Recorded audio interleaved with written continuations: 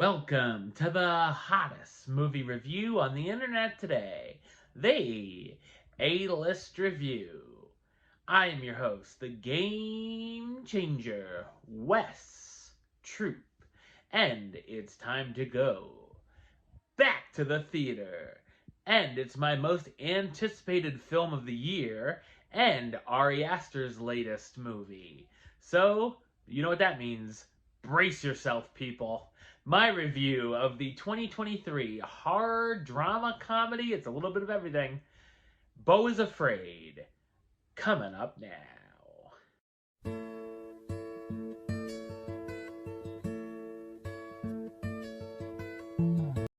Beau Wasserman is the son of a famous and wealthy businesswoman named Mona.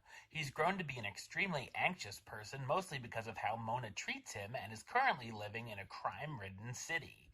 After his visit to see Mona is postponed because of circumstances beyond his control, Beau finds out that his mother has died. Beau goes on an epic journey back home where he keeps getting sidetracked and must face his deepest, darkest fears. So what did I think of Beau Is Afraid? I thought it's an excellent, surrealist, black, tragic comedy horror film.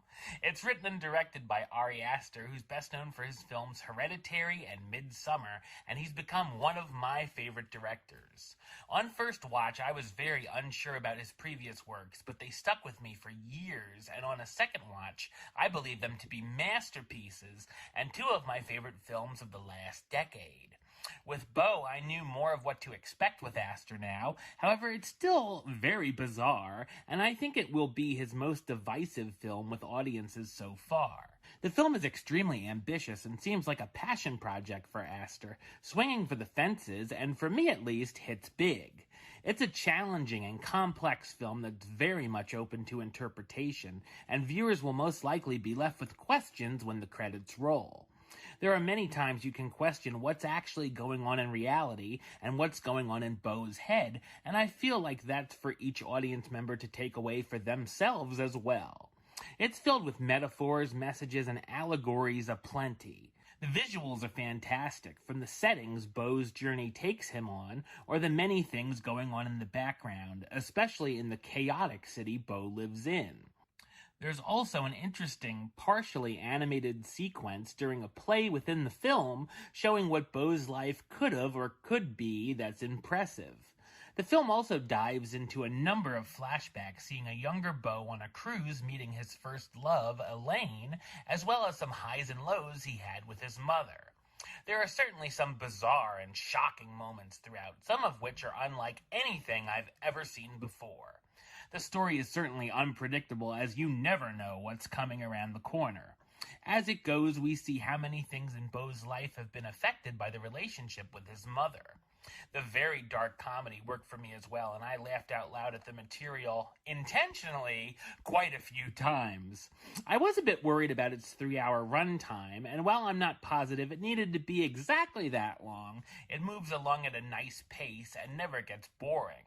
When the film ended, many viewers, including myself, just sat in silence, taking it all in. Great performances by the cast, starring Joaquin Phoenix as Beau Wasserman, the extremely passive, anxiety-ridden man who's on a journey home that keeps getting sidetracked. Patti LuPone as Mona Wasserman, Beau's extremely overbearing mother. Amy Ryan and Nathan Lane as Grace and Roger, the couple who try to nurse Beau back to health, and Parker Posey as Elaine Bray, the girl Beau fell in love with when he was a teenager. Beau Is Afraid is a strange journey filled with laughs and anxiety, and without a doubt, like Aster's other works, is an experience I'll be thinking about and discussing for a long time to come.